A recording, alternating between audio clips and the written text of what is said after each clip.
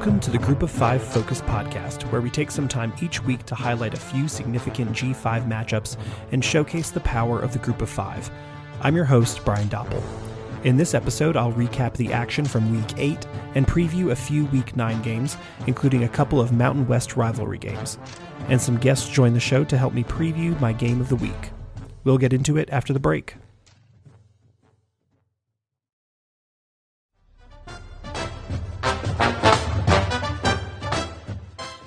If you haven't heard about Anchor by Spotify, it's the easiest way to make a podcast with everything you need all in one place. Let me explain. Anchor has tools that allow you to record and edit your podcast right from your phone or computer. When hosting on Anchor, you can distribute your podcast on listening platforms like Spotify, Apple Podcast, and much more. It's everything you need to make a podcast in one place, and best of all, Anchor is totally free.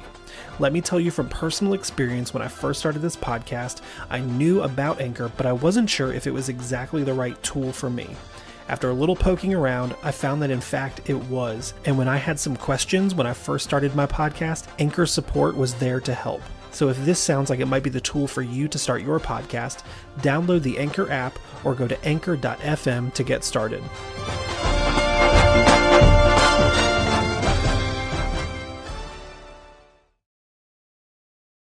Okay, let's take a look back at the American Athletic Conference in Week 8. We had on a Friday night game, Tulsa beat Temple up in Philadelphia. On Saturday, number 21, Cincinnati got a win over SMU. Tulane continues to roll with a win over Memphis. ECU got a surprise, perhaps, win over UCF there in Greenville, and a big win at that, 34-13 over the Knights. This week in the American Athletic Conference, ECU hosts BYU, coming off a tough loss to Liberty last week on Friday evening at 8 o'clock on ESPN2. Another American Athletic Conference game I'm really looking forward to this week is SMU versus Tulsa at 3:30. They're from Chapman Stadium in Tulsa, Oklahoma, on Saturday afternoon at 3:30 on ESPN+.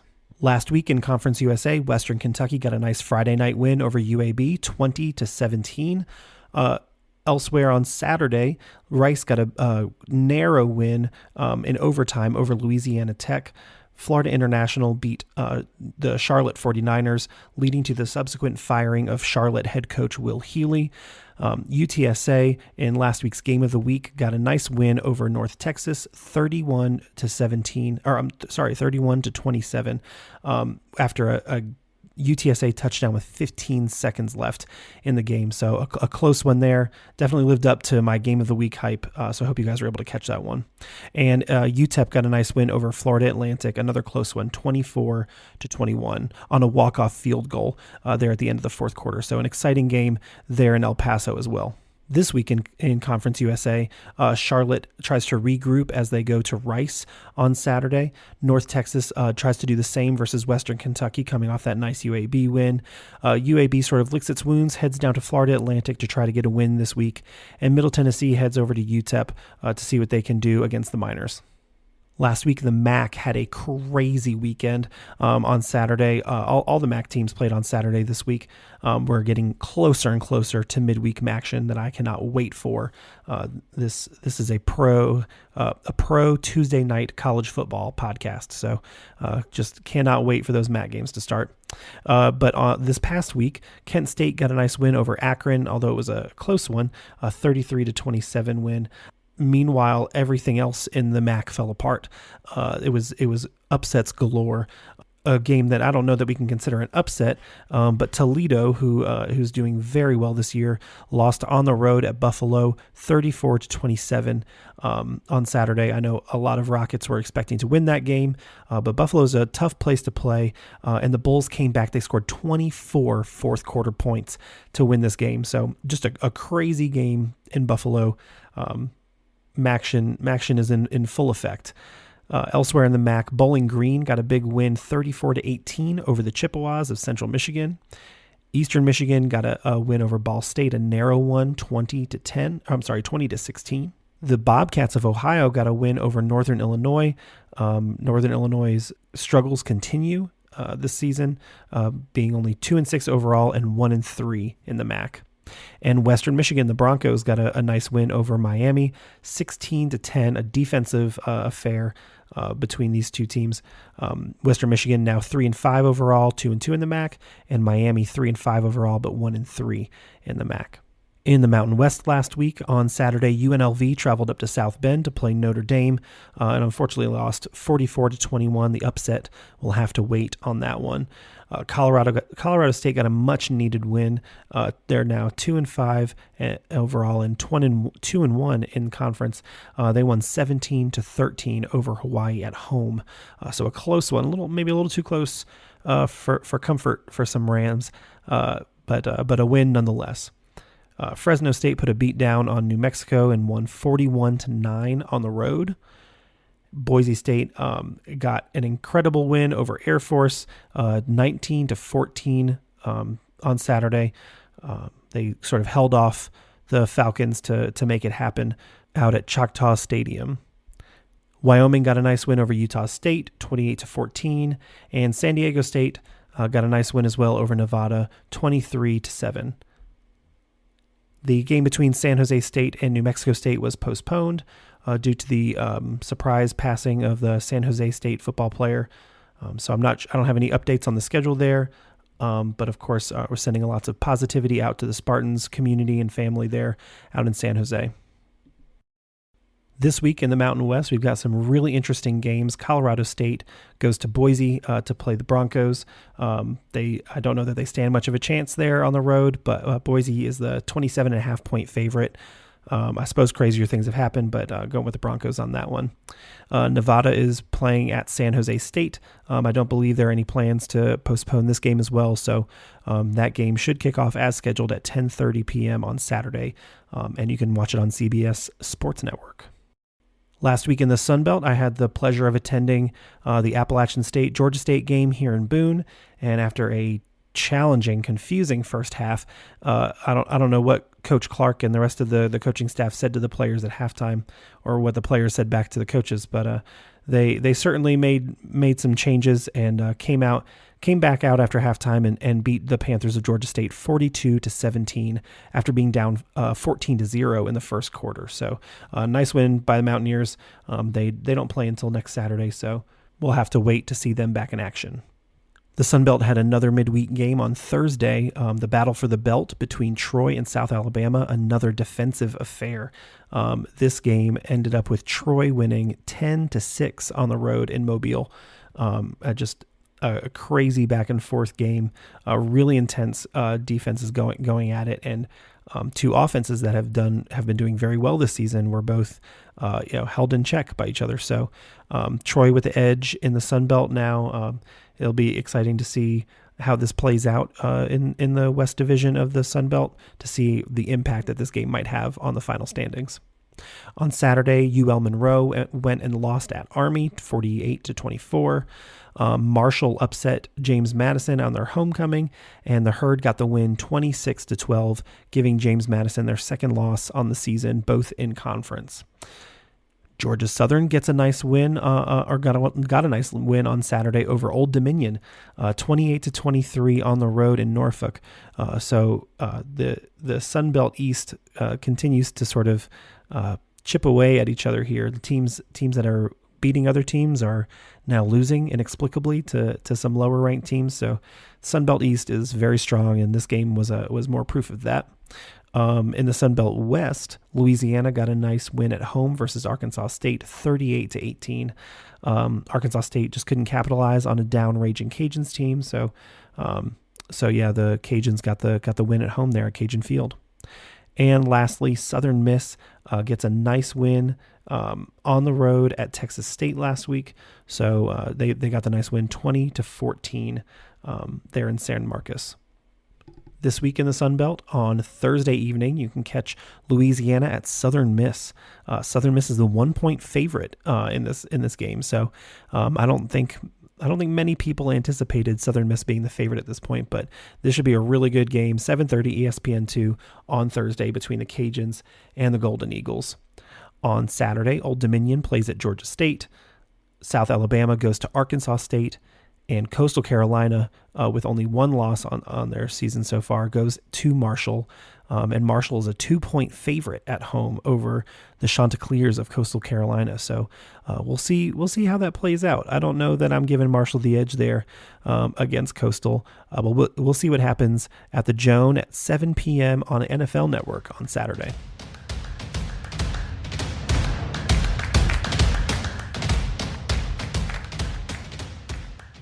We've got a couple of fun rivalries this week, too. Both of our rivalries this week come from the Mountain West Conference, the unexplainable Mountain West Conference. And the first one we're looking at is between Hawaii and Wyoming, who are playing for the Paniolo Trophy.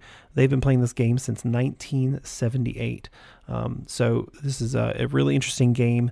Hawaii and Wyoming, neither of them having exceptional years this year.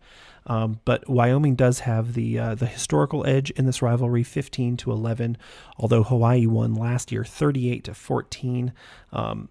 But Wyoming won the year before 31-7. So even in recent years, it's gone back and forth it's swung pretty far in both directions.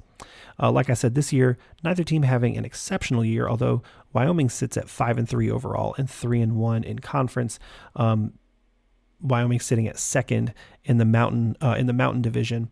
Hawaii currently at 1-2 in conference, and they're sitting at next to last in the West Division. So Wyoming certainly having a better year behind quarterback Andrew Presley.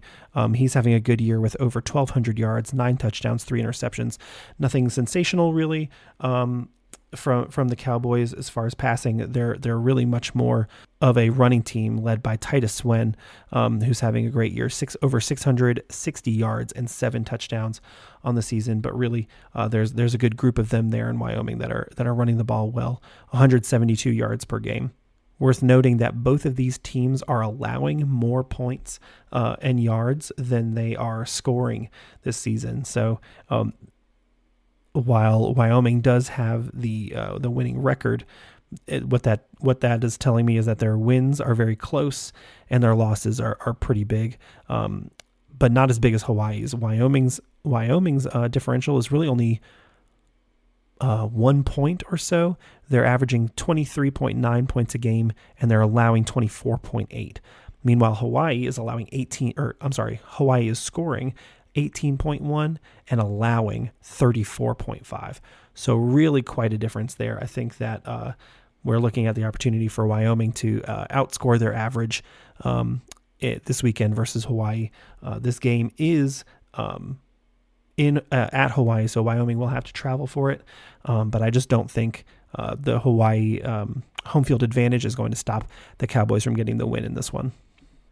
We've also got the famous oil can rivalry between Fresno State and San Diego State this weekend, a truly historic game going back all the way to 1923 between these two teams.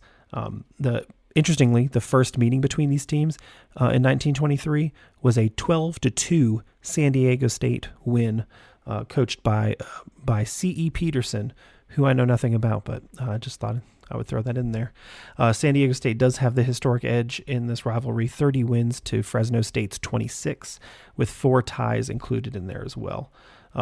Last year, Fresno State got the 30-20 win, but 2 years ago in the previous meeting, San Diego State won, followed by 2 consecutive Fresno State wins, followed by 2 consecutive San Diego State wins.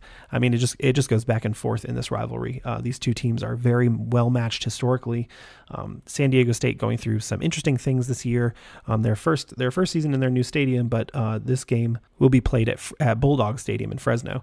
So we won't get to show it off to Fresno State this year. Fresno State being led at quarterback by Logan Fife. They're having a good year offensively. They're scoring 25 points a game, and they're passing for 250 yards a game. So Logan Fife is doing a really good job throwing the ball.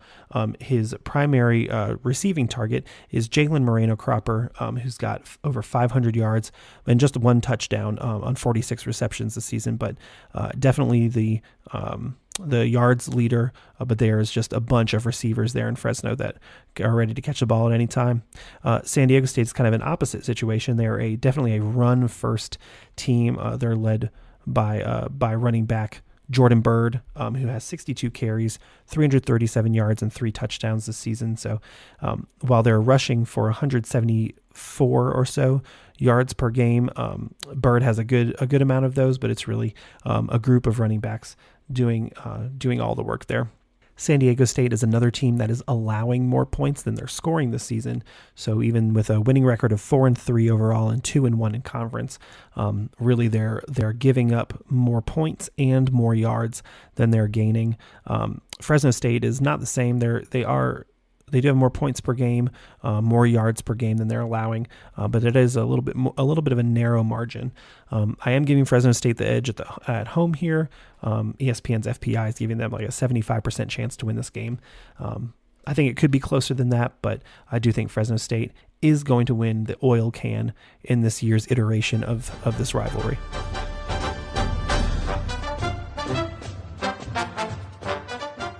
All right, let's head over to the G5 Hive Mind to see what's been going on this week. I would say I have been pleasantly surprised in the activity of the G5 Hive Mind this week.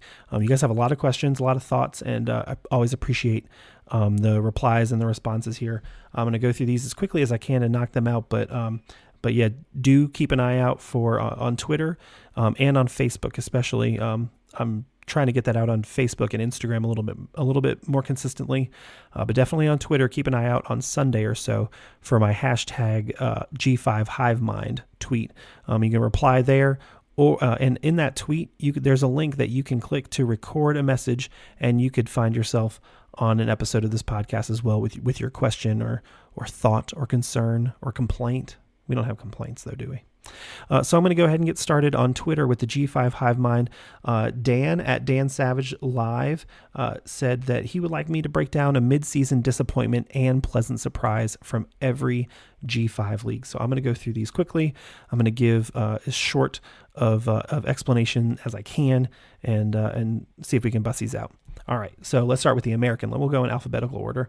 We'll start with the American. So my disappointment so far from the American Athletic Conference is probably SMU. I don't think they're having a terrible season. They're sitting at 8th in the American Athletic Conference right now at 1-2 in conference and 3-4 overall. Their offense is clicking. It's they're not doing terrible. Their defense is giving up quite a few points. They're not taking advantage of home field advantage. They're 2-2 at home. So overall, I'd say I'm disappointed with SMU. I probably would have had them in my top 2 or 3 in the American Conference and the American Athletic Conference this season. So a little disappointed with them. But I'm so blown away by this week's number 23 Tulane Green Wave. I mean, the Green Wave is 4-0 overall. They're scoring a ton of points, 134 points in conference and 92 points against them in conference. They're the highest scoring, maybe second highest scoring team overall in the American Conference. And their defense is doing a great job. I think they are allowing the least or maybe second to least points in the entire American Athletic Conference. Tulane is rolling. They're 4-0 overall, 7-1 in conference, and it's looking really good. They've got their work cut out for them for the rest of the season, certainly. So yeah, I think Tulane is my pleasant surprise, or as Dan said, my pleasant surprise for the American Athletic Conference so far, halfway through this season. Moving on to Conference USA, I'm going to go ahead and say that my biggest disappointment has got to be the Charlotte 49ers. I think I know that they're 0-4. I don't mean to kick them. I don't mean to kick you Niners while you're down. 0-4 in conference, 1-7 overall. Just fired their head coach. Who I think will land on his feet somewhere. I think he'll be okay. Coach Healy's done a good job in Charlotte. It was, in my opinion, it was just time for a change. So hard to say it, but the 49ers of Charlotte, I did not expect them to be dead last in Conference USA this year. So yeah, just a little disappointed with the Niners. However, I will say that a team that I was expecting to be towards the bottom, the Rice Owls, are my pleasant surprise for Conference USA. Right now, they're sitting at 4th place at 2-1 and 4-3. They're not doing anything spectacular. I'm sorry, Owls. I'm very sorry. They're not doing anything crazy on offense or defense, really. They're just playing consistently, doing a good job, and they're currently sitting above schools like UTEP and UAB in the conference USA. So pleasantly surprised with Rice. I don't know that it's going to maintain, but thus far, halfway through the season, happy to see Rice up there in the top 4. In the MAC, I'm going to go ahead and start with my disappointment so far, and that's unfortunately the Northern Illinois Huskies. I believe in what Coach Hammock is doing there. I think he's the guy for the job, but I think that something needs to change because they're sitting at 1-3 in conference, 2-6 overall. Their offense is scoring points, but their defense is just giving up too many points. They're just not getting it done at home. They're not getting it done on the road. Something needs to change for Northern Illinois to pull this season together. A team that I'm pleasantly surprised by is one that I spoke about earlier in this podcast, and it's the Buffalo Bulls. This is no shade towards the Bulls, but I did not expect them to be at the top of the Mid-American East Division. This is an impressive year so far in conference for Buffalo, 4-0 after a nice win at home versus Toledo, who's in first place in the West. So, Buffalo's having a great season. I don't anticipate it slowing down terribly. I mean, they're playing all the teams that they've got to play. They've got Ohio and Central Michigan and Akron and Kent State coming up. So, I mean, the MAC is crazy. Anything can happen at any time in the MAC. But I think the way Buffalo's going, that they could certainly continue down the path that they're on. In the Mountain West, a team that I am a little disappointed with this year. I said Utah State in a previous episode. I don't want to keep kicking Utah State, but I am a little, maybe not disappointed. I'm a little confused by Air Force. Air Force is now 2-3 overall. 2-3 in conference, even though they're 5-3 overall. So they're not playing well in conference at all. Their offense is scoring points. I think they've got more points than any other team in the entire Mountain West. And their defense is doing well. They're only giving up 134 points this year. They're playing well at home. They're losing on the road. That's the thing about Air Force. Their overall record is great. It's their conference record that's holding them down. They're second to last, only above New Mexico in the Mountain Division. So just a little confused by Air Force. I think they've got some potential to pull it up throughout the season, but we'll see what happens because the Mountain West this year is totally crazy. A team that I'm pleasantly surprised with is Boise State.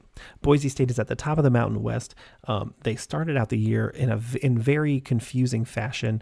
A loss at Oregon State, and then a loss at UTEP. Very, very confusing.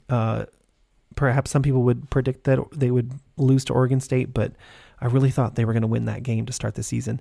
And UTEP, no disrespect to the Miners, I just thought that Boise would have won, even on the road there. So Boise had a bit of a confusing start, but man, they are just clicking. They're scoring a ton of points. Their defense is playing well. They're having to make some changes mid-season, but it seems like things are trending well for Boise State, and that's a team that I would not like to count out. In the Sun Belt, my disappointment of the season so far, unfortunately, is probably my Appalachian State Mountaineers. I'm not like completely disappointed. I'm not throwing in the towel. I'm not on the fire the coaches train, but they're sitting right now at 5th in the Sun Belt East, and I know the Sun Belt East is good. But App is sitting at 2-2 in conference, 4-3 overall. The home field advantage that App State usually counts on is not really holding up this year. They're 3-2 at home with losses to Carolina and JMU. I know that I'm a spoiled App State fan. I would expect them to be doing better. And I think every team except Georgia State can still has the possibility of winning the Sun Belt East, except for JMU, because it's their transition year, #FreeJMU. So I know that there's a chance for App to win the East here, but I think a lot has to happen in order for that to work. As far as a pleasant surprise in the Sun Belt, I'm going to stay in the East, and I'm going to go with ODU. I had Old Dominion towards the bottom of my Sun Belt East predictions, and they're proving to be doing very well. Of course, they had a nice early season win. I think they hosted Virginia Tech and got that win at home. a close one versus UVA as well. So some nice in-state out-of-conference wins, but also they're 2-1 in conference. Even though they're 3-4 overall, I still think the Monarchs are putting together a nice little first half of the season. And I know the folks out in Norfolk are excited to see this sort of transition from Conference USA into the Sun Belt and see Old Dominion at second place right now in the Sun Belt East, only under Coastal Carolina, who I'll also note, side note, not going to go in depth on it, but also impressed with Coastal this year. They're playing lights out, and they're definitely the team to beat in the Sun Belt. And I'd be remiss if I didn't just say that I'm incredibly impressed with the top three of the Sun Belt West. Troy sitting at first, South Alabama in second, and the Southern Miss Golden Eagles sitting at third in the Sun Belt West right now. The Sun Belt is an entertaining league, but these teams are just showing that they're ready to sort of move into a spot if there's ever any opening, such as Louisiana losing their head coach and a bunch of players and having a void to fill in the Sun Belt West. So those are my disappointments and pleasant surprises from every Group of Five league so far, halfway through the season. All right, we'll stay in the G5 hive mind here. Drew at Drew Crabtree 12 on Twitter said, people here in Toledo seem tired of Jason Candle. What are your thoughts on his job security, and would a loss to Bowling Green, albeit I doubt it would happen, he says, would it be the last straw? Thanks, Drew. I appreciate the question. Yeah, Jason Candle is an interesting coach. His overall record is 50-30 with Toledo. He's an Ohio guy. He's from Salem, Ohio. He has been at Toledo in some form or another since 2009, but he's been head coach since 2016.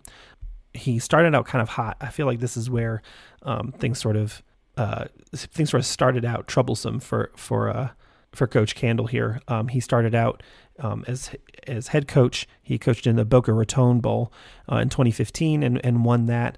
And then his first year as head coach, he went 9-2, finished second in the West Division and lost the Camellia Bowl. And then seasons after that, he went 11-3 in 2017, won the conference title, but lost the Dollar General Bowl. 2018 went 7-6. Lost the Bahamas Bowl, went back to the Bahamas Bowl in 2021, but lost that as well. Has really struggled to get double-digit wins since 2017. So started out pretty strong with in 2016 and 2017. Things have really just not been the same for Toledo since. So he's got an interesting history. But Toledo this year is looking pretty good. They're 5-3. They're first in the MAC West. They're coming off a tough loss to Buffalo, and they've got previous losses to San Diego State and number 3 Ohio State. So really not crazy losses here. I still think Toledo is, they're sort of running the ship of the MAC West here. Eastern Michigan in second, Western Michigan in third, both at 2-2, Ball State at 2-2 as well, and Central and Northern Illinois, Central Michigan and Northern Illinois, both at 1-3. I know it's the MAC and things are weird and anything can happen, but it seems like Toledo's doing a pretty good job. It seems like they're performing solidly. Quarterback DeQuan Finn has over 1,600 passing yards and 18 touchdowns. He's also their rushing leader with 521 rushes and 8 rushing touchdowns. I just think that he's their guy. I think Finn is their guy, but I also think that Candle's doing a good enough job. I don't think his seat is as hot as some folks in Toledo think. So, would a loss to Bowling Green be the last straw? I think that depends on what happens between now and then.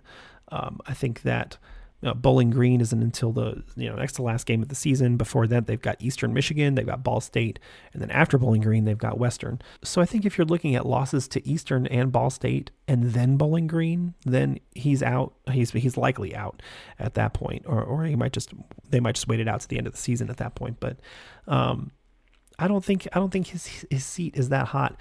But granted, I'm far from Toledo, so.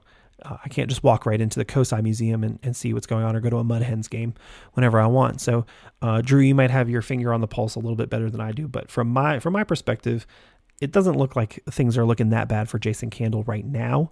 We'll see how things go for the rest of the season, though. Jay at JRan here on Twitter says, let's give a hand to Summerall and the Troy Trojans, who went from being a dumpster fire to a bowl eligible team in less than a year. Yeah, you're right, Jay. Troy and Coach Summerall are doing an excellent job this season. After a rough start to the season with losses to at Ole Miss and the crazy Hail Mary loss at App State, they are having an excellent. They've got 5 straight wins versus Marshall, Western Kentucky, Southern Miss, Texas State, South Alabama in the battle for the belt last week. Troy is on a roll. They are sitting at the top of the Sun Belt West, a Sun Belt West that is proving to be very strong. If we're looking at overall records, the top 4 teams in the Sun Belt West have winning records. So this is a strong division, a stronger division than people are giving them credit for. And Troy's looking really good. They've got a big test at Louisiana in a couple of weeks. Of course, they're on a bye week this week. They get a little rest after the battle for the belt there. So they got Louisiana next week, and then versus Army the week after that. It seems like Army's playing all the Sun Belt teams this year. But then they close out the season with UL Monroe and Arkansas State. And I don't mean this as a slight to either of those programs, but if you're going to close out your season, those are pretty good teams to close your season out against at this point in Monroe and Arkansas State. So I think their last big test in conference is coming in their next game at Louisiana, and we'll see how that goes. We'll see if they can stay focused. They're bowl eligible already, so if they can stay in the top 1 or 2 of the division, they're definitely going to go bowling this season. So congrats to Coach Summerall and the Trojans. They're on a great first half of the season. Although I guess we're a little more than halfway done. But they're having a great season so far, and it looks like they're going to keep on rolling. Got a couple of requests to talk about Buffalo football this week. Tammy H. Snyder at TSnyderIoT and the Buffalo Sidelines account. Appreciate the interactions as always there. But Tammy said, Coach Mo, she wants me to talk about Coach Mo and how he's assembled a team of winners who 100% believe in each other and would run through fire for him and their teammates. Don't recommend that. That doesn't sound like a safe decision there. He has crafted something special in Buffalo, she says. And I couldn't agree more. I think that that Buffalo is doing an excellent job this year. I'm really glad to see them succeeding. They're similar to Troy on a 5-game winning streak, sitting at the top of the MAC East at 4-0. It seems like Coach Mo, that's Mo Linguist, he's doing an excellent job at the helm there, and this is his second season leading the Bulls. So yeah, this is a great job after going 4-8 in conference. I'm sorry, 4-8 overall and 2-6 in conference last season, to be sitting at 5-3 overall and 4-0 in conference right now. It's a huge improvement for Buffalo, and we can attribute that to the coaching. So Buffalo sitting in a nice place at the top of the MAC East. They're playing Ohio, Central Michigan, Akron, and Kent State to close out their season. Kind of a confusing schedule. I don't know how many times I'm going to say in one podcast that I don't know anything about the MAC, but here we are. I think anything can happen, but it's looking like in this week in particular against Ohio, Buffalo's in a pretty good spot. Ohio's giving up more points than they're scoring. Buffalo has an excellent passing game, and Ohio gives up a ton of passing yards. So I think it's looking good for Buffalo to improve to 5-0 this week. We will always see what happens because that's what we do here, but much appreciated with the interactions with you, Tammy, and the Sidelines Buffalo account. Always good stuff as well. Got a great tweet from Samuel Pinkney Jr. at SteeplePC51 on Twitter. Believe this might be, I could be wrong, perhaps the father of Coastal Carolina wide receiver Sam Pinkney, former Georgia State wide receiver. But he gave me a laundry list of stuff to go over in this episode, and this is already a long episode, so I don't know that I'll be able to cover all of it. But one thing he did ask me to look at was some of the top. He asked for the top 5 for each position: quarterback, running back, tight end, and wide receiver out of the G5. This is that's a tough one to go over right now, but I did want to go ahead and just share some of my thoughts on some of the leaders, because when you look at Division One football, if you look at all of the major statistics categories, the group of five is just all over it. I mean, all over it. If you look at offensive leaders, passing leaders for the entire country, number 2 for passing yards in the country is Kyle Van Treese out of Georgia Southern. And number 4 is Frank Harris from UTSA. Number 5 is Austin Reed from Western Kentucky. So the Sun Belt represented twice here in the top 5, but also UTSA out of Conference USA represented well with Frank Harris. The group of 5 makes their mark in lots of different statistical categories as well. If we're looking at rushing leaders as well, the running back out of Marshall, whose name I might mispronounce and I apologize, but Kaylon Laybourne, he's got over 1,000 rushing yards this season. He's a number 2 rushing leader in the country right now, followed closely by Dwayne McBride out of UAB, and Brad Roberts in 5th in the country out of Air Force. So again, 3 out of the top 5 in the country come from the group of 5. And receiving yards leaders, Ollie Jennings III, probably no surprise, out of Old Dominion with 905 yards, more than 60 yards more than the next person. Ollie Jennings in first place in the country in receiving yards. Just a absolute firestorm of an attack, passing attack at Old Dominion there.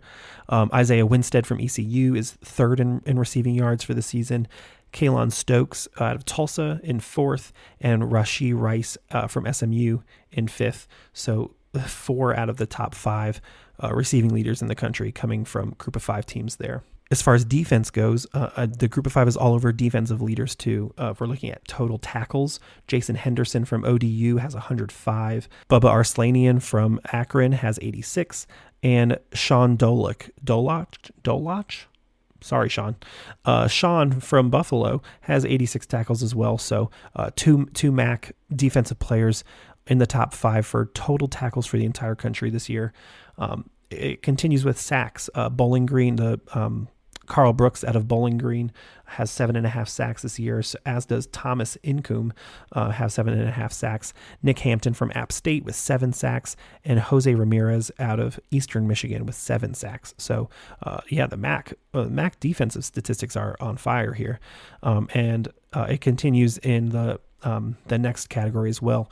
Interceptions so far this season, Bentley Sanders out of Nevada has 5, and Marcus Fuqua out of Buffalo also has 5. So 2 of the top 5 interception leaders in the country coming from the group of 5 as well. So really impressive individual statistics coming out of the group of 5. And when you look at team statistics as well, there are some leaders here, including Georgia Southern, behind the passing game of Kyle Van Treese, with 338 passing yards per game, lands them at number 4 in the country behind Washington, Tennessee, and Texas Tech. And then for rushing yards, Air Force with their option attack with 336 rushing yards per game, as well as Navy's number 4 with 247. So some good team statistics being represented in the group of 5 as well. On the defensive side, San Jose State is 4th in the country in points allowed with 14.5 per game. An impressive stat. It's a strong defense out there in San Jose. Also in the Mountain West, for yards allowed, Boise State is 3rd in the country with 240.7. No surprise, Mountain West with strong defenses. But this last one is another good example of the craziness of G5 football. The leading team in sacks in the entire country this year is the Bowling Green Falcons with 32 sacks on the season. Liberty, who will be in Conference USA next year, has 30. Cincinnati in 3rd in the country with 29. Temple at 4th in the country at 28. So the top 4 teams in sacks in the entire country this year are G5 teams or soon to be G5 teams. Really cool. I appreciate, Samuel, the encouragement to go and look through some of these statistics. I know that statistics aren't everything, but I appreciate the encouragement, the prod to go look into some of these things, because this is this is a great example of some of the awesome things that are going on in Group of Five that often get overlooked. So happy to do that. Also got a couple of prompts from Facebook as well this week for the G5 Hive Mind. Joshua Parrish asked me, can Tulane win the American Athletic Conference? You want the short answer, Josh? The short answer is yes. They absolutely can. They're at 7-1. They're ranked 23 in the country. They're at first place in the American at 4-0. The answer is yes, they absolutely can. They've got a game at Tulsa that they need to get through. After that, though, they're home against UCF, home against SMU, and on the road to finish the season at Cincinnati. So can Tulane win the American? Absolutely. But they have to play two of the top three teams in the conference to get there. So we will see what happens. By no means am I writing them off. I think that Tulane has surprised this season so far.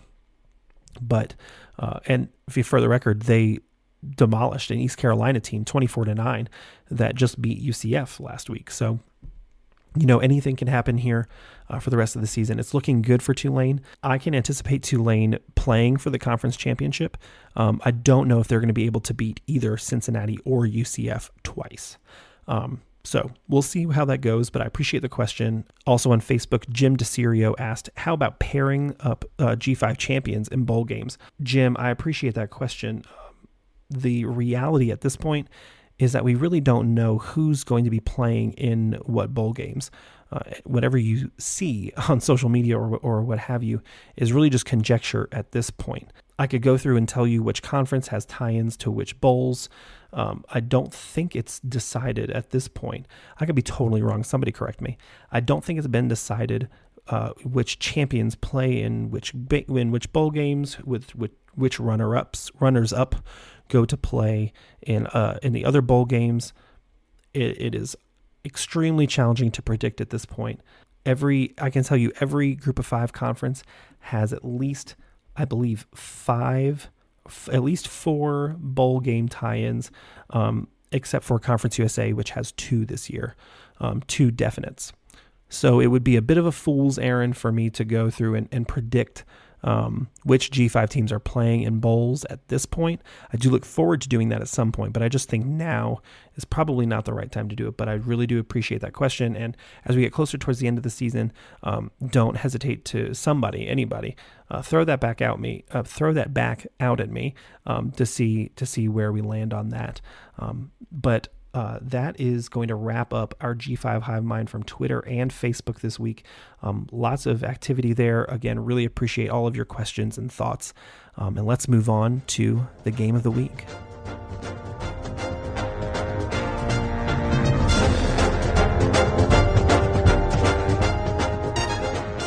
This week, my matchup of the week is between the number 20 Cincinnati Bearcats and the UCF Knights. This matchup is on Saturday at 3:30 p.m. Eastern at the Bounce House in Orlando, Florida, and you can watch it on ESPN.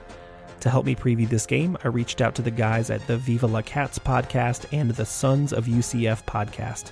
Let's hear from them now. Hey there, G5 Pod listeners. I'm Justin Hiles of Viva La Cats, a Cincinnati Bearcats-based podcast covering football and basketball. You can find us at Viva La Cats Pod on Twitter and under Viva La Cats on Spotify, Apple Pods, or wherever you listen. With that intro out of the way, I'm here to preview the Bearcats' road trip down to Orlando to play the UCF Knights this week in one of our famous rivalry games that we love to play each year. The Bearcats have had quite an interesting season, and on paper it looks pretty routine, but the Bearcats are currently sitting at 6-1 and number 20 in the AP polls. They're undefeated in conference play and really gave Arkansas a run for their money earlier in the season in Game 1. The Bearcats also lead the nation in defensive touchdowns. They are a top 20 defense, and we haven't lost a game in Nippert Stadium in actual years, and you'd have to go back to 2017 in order to find that last loss there. That streak currently sits at 32, and we've been selling out games and setting new records pretty much weekly. But to better explain this team this year, we kind of need a quick backstory here. So this is a year that is following up one that we never previously had. The Bearcats are fresh off a college football playoff and an entire season in which they defied the odds. They had 9 players get drafted in the spring. Many of them are already playing in the NFL. They won and won and won and won. There was so much new for this team and this storyline that had been building for 3 or 4 seasons of 10-plus wins. And it all culminated to the best season that the fans and program has ever seen. And now, the Bearcats, with all of this affirmation information, have to find a way to follow that up. So a quick note about Cincinnati for those who have never been and don't know much about Cincinnati. The city of Cincinnati is a die-hard city for sports. Opening day is basically a holiday in which the majority take off work. The Bengals tailgates go on forever, and the fans show out when the going really gets good, especially this past year. FC Cincinnati is also a recent product of all of that love for sports, and what I'll mention here in a second. With that, the Bearcats fans live and breathe basketball and football. That kind of sets the scene for Cincinnati. With all that said, the city has also been resident to failure time and time and time and time again for professional sports between the Reds and Bengals. For my co-host Steve and I, neither of us in our 20-some year lives have seen or been alive for a playoff series that has been won or a playoff game for at least the Bengals that won where we moved on. So when we say the city has had high expectations with very little results, we mean that wholeheartedly. And last year for the Bengals, going on a miracle run to the Super Bowl, the Bearcats breaking the glass ceiling and going to the college football playoff when no one told us that we could. After going 13-0 on the season, it was just a justification for all those years of waiting for that big, big payoff. And finally, somebody could give us that, which we had been waiting for all our lives. And now we have greater expectations. Expectations to be right where we were. And is that fair? Maybe, maybe not. But that is what the current state of this team is and the current state of this conversation about them.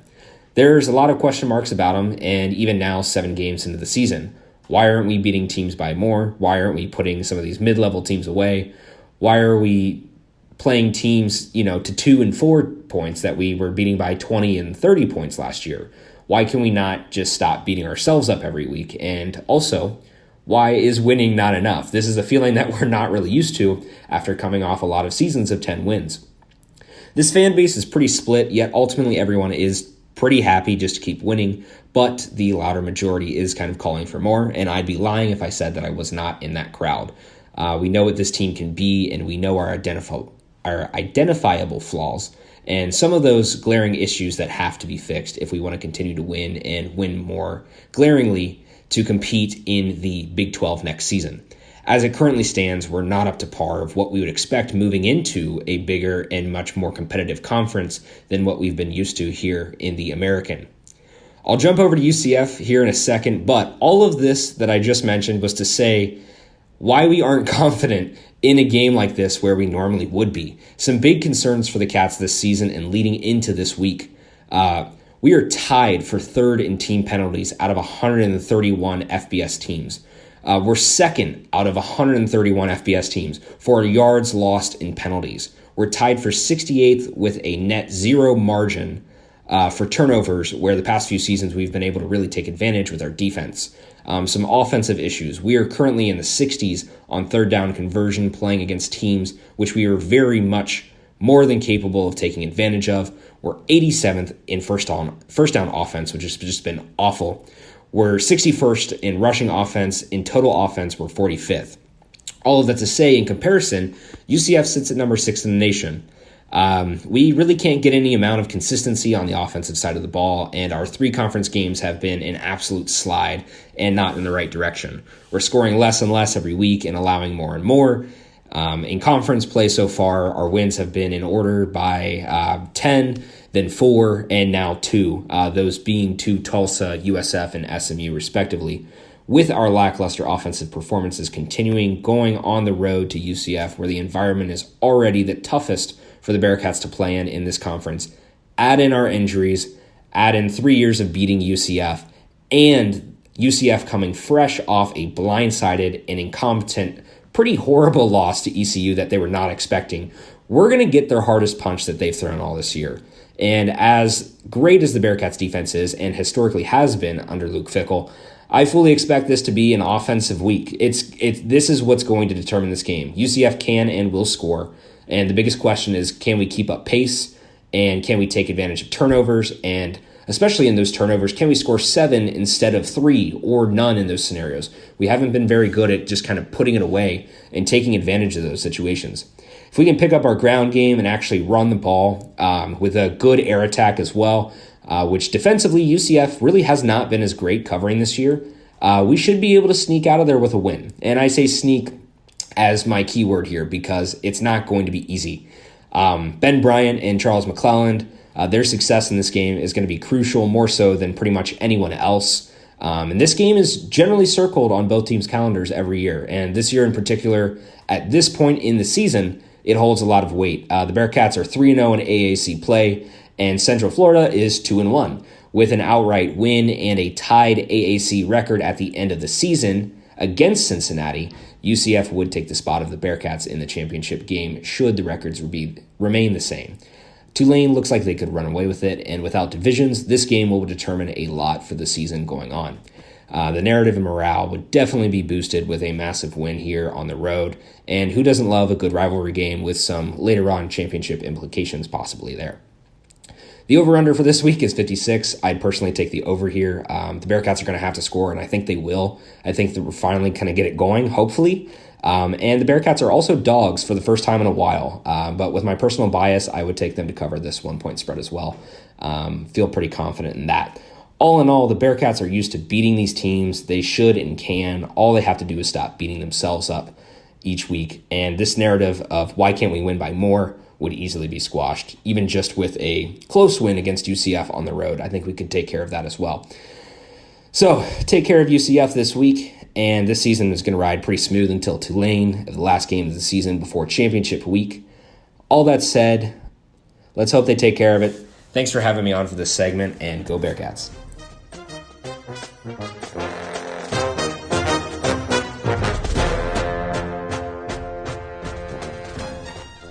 What's going on, Group of Five Focus podcast listeners? My name is Adam. I am one of the hosts of the Sons of UCF. We are a UCF-centric podcast. And today I want to share a little bit more about the matchup of the week here in the Group of Five Focus podcast, UCF and Cincinnati. The Knights are 5-2 on the year, but they are coming off of a really tough loss this last Saturday. They went to ECU, lost 34-13, in a game that ECU basically controlled from the start.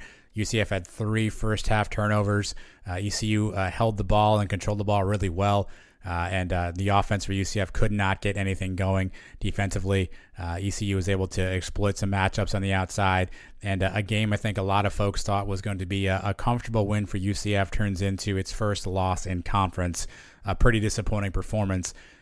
We're all curious to see how UCF will respond based off of that performance. But Cincinnati represents the toughest test to date for UCF. It's a team that has beaten UCF basically the last 3 times they've met. And so this is a contest where, UCF, definitely has to play well in front of the home crowd. Typically they are better at home. It's a 3:30 kick. It'll be kind of warm in Orlando, but the expectations are that we'll have a really healthy crowd to watch this game. And if UCF is playing well, it's probably because of one reason, and that's John Rice Plumlee. As he goes, as the Knights go. We've seen some ups and downs from Plumlee this year. On the low side, he threw for 38 total yards against Georgia Tech. On the high side, he accounted for 7 total touchdowns against Temple. So we never really know week to week which John Rice Plumlee you're going to get. But if he's playing well, if he's clicking on offense, then that usually bodes well that the Knights are going to be playing pretty good football throughout the game. Plumlee is more of a running quarterback, so curious to see if Cincinnati wants to make him become a thrower of the football. Not really a strength of his, but if he does throw it, he's got some outside weapons in Ryan O'Keefe, Javon Baker, and Kobe Hudson. Baker's been a little dinged up, but he's expected to play. So he's definitely got some outside weapons. He's got some speed on the outside as well. If he can get the ball in the hands of those playmakers, do so without turning it over and make good reads, definitely sets UCF's offense up to be pretty formidable. On the defensive side of the ball, it's typically been a unit that's bend don't break. Prior to the game against ECU, they hadn't allowed over 20 points to an opponent. They were number 1 in the nation in red zone defense. That's no longer the case based off last week's performance, but they do have a stout defensive unit. Their two biggest challenges are getting pressure on the quarterback and takeaways. They were number 100 in the country with takeaways, with only 11 on the year. Definitely something that needs to improve from that end, particularly in a close game like this. We're going to want to take the ball over. I think the team that turns it over less will have a better opportunity to win the football game. What you're going to see on Saturday, though, is a team that, again, is licking its wounds off of a really tough loss. And Gus Malzahn, the head coach of UCF, talked all week about matching their energy and coming out hyped, coming out excited.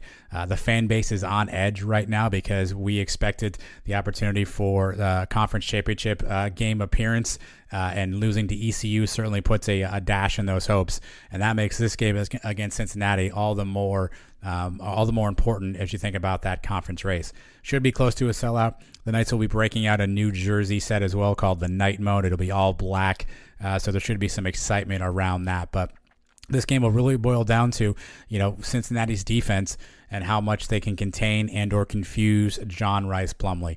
Again, if he's able to get out of the pocket and make plays with his legs, he is UCF's leading rusher on the year, by the way. That certainly bodes well for UCF's offense. But if they're able to keep him in the pocket, force him to be a thrower, force him to make reads, certainly that you would think that would lean in Cincinnati's favor. Either way, last time I saw a line, it was either UCF +1 or it was even money. So that tells you how evenly matched this game is. But much bigger for UCF. Again, Cincinnati's had their number the last 3 seasons. Last year they beat him 56-21, I believe, was the final score. So certainly some revenge on the mind of UCF fans as they take on this game Saturday. Either way, should be a good one. UCF and Cincinnati never disappoint, but we will see which UCF team decides to show up. Again, my name is Adam. You can find me on social media at SonsUCF on Twitter, on Instagram. Also, make sure you check out our YouTube channel under the same name at Sons of UCF. Go Knights.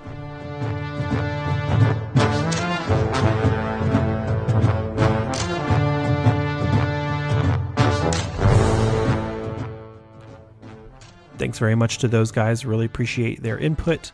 There's not too much I can add to that, but I agree with a lot of what was said, particularly the offense of Cincinnati, or the offense of UCF in particular, very balanced, just as good of passing attack as there is rushing attack, and their offense with over 500 yards per game. Their defense is giving up quite a bit, over 350. But UCF is just looking really good even after that loss at ECU last week. I think that is going to be fuel for the Knights this week. Cincinnati obviously having an amazing season, and they're in good form, coming off of nice wins at SMU versus USF, at Tulsa, versus Indiana, and versus Miami of Ohio. I see them doing well, but I also see UCF, who beat Temple 70-13 a week and a half ago, who beat SMU 41-19 at home. These are no slouch games either. I think UCF is going to have the advantage going to this game, although both teams have excellent defenses and excellent offenses. I do see UCF with the advantage here at home at the Bounce House. My prediction is going to be UCF wins 30-24 at home. But I've been wrong before.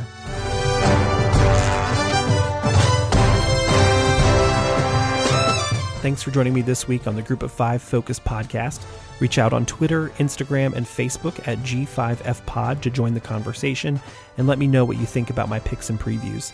And if you haven't already, please follow, rate, and review on your podcast platform of choice. And be sure to share it with your favorite Group of 5 fans.